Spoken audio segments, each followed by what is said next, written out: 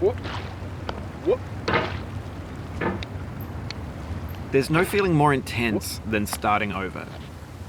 If you deleted your homework the day before it was due, as I have, or if you left your wallet at home and you have to go back after spending an hour in the commute. If you won some money at the casino and then put all your winnings on red but it came up black. If you got your best shirt dry cleaned before a wedding and then immediately dropped food on it.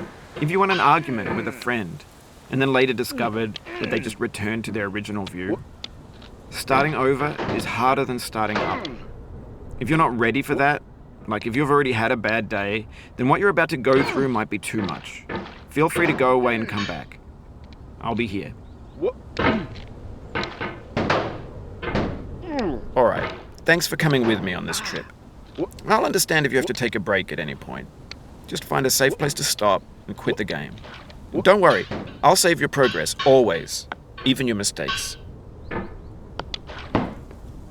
This game is a homage to a free game that came out in 2002, titled Sexy Hiking.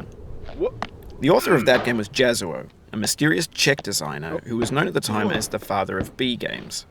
And B games are rough assemblages of found objects. Designers slap them together very quickly and freely, and they're often too rough and unfriendly to gain much of a following. They're built more for the joy of building them than as polished products. In a certain way, Sexy Hiking is the perfect embodiment of a B game. It's built almost entirely out of found and recycled parts, and it's one of the most unusual and unfriendly games of its time. In it, your task is simply to drag yourself up a mountain with a hammer. And that act of climbing, in the digital world or in real life, has certain essential properties that give the game its flavor. No amount of forward progress is guaranteed. Some cliffs are too sheer or too slippery. And the player is constantly, unremittingly in danger of falling and losing everything. Anyway, when you start Sexy Hiking, you're standing next to this dead tree that blocks the way to the entire rest of the game. It might take you an hour to get over that tree, and a lot of people never got past it. You prod and you poke at it, exploring the limits of your reach and your strength, trying to find a way up and over. And there's a sense of truth in that lack of compromise. Most obstacles in video game worlds are fake. You can be completely confident in your ability to get through them once you have the correct method or the correct equipment or just by spending enough time.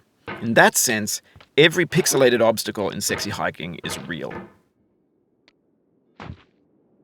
The obstacles in Sexy Hiking are unyielding, and that makes the game uniquely frustrating. But I'm not sure Jazzuo intended to make a frustrating game. The frustration is just essential to the act of climbing, and it's authentic to the process of building a game about climbing. A funny thing happened to me as I was building this mountain. I'd have an idea for a new obstacle, and I'd build it, test it, and it would usually turn out to be unreasonably hard. But I couldn't bring myself to make it easier. It already felt like my inability to get past the new obstacle was my fault as a player rather than as a builder. Imaginary mountains build themselves from our efforts to climb them, and it's our repeated attempts to reach the summit that turns those mountains into something real. When you're building a video game world, you're building with ideas, and that can be like working with quickset cement. You mold your ideas into a certain shape that can be played with, and in the process of playing with them, they begin to harden and set until they're immutable, like rock. And at that point, you can't change the world. Not without breaking it into pieces and starting fresh with new ideas. For years now, people have been predicting that games would soon be made out of prefabricated objects, bought in a store and assembled into a world. And for the most part, that hasn't happened, because the objects in the stores are trash. I don't mean they look bad or that they're badly made, although a lot of them are. I mean they're trash in the way that food becomes trash as soon as you put it in the sink.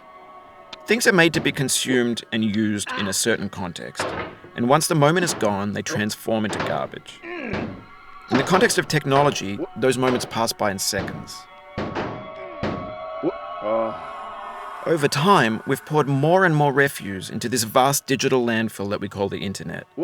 It now vastly outnumbers and outweighs the things that are fresh and untainted and unused. When everything around us is cultural trash, trash becomes the new medium. The lingua franca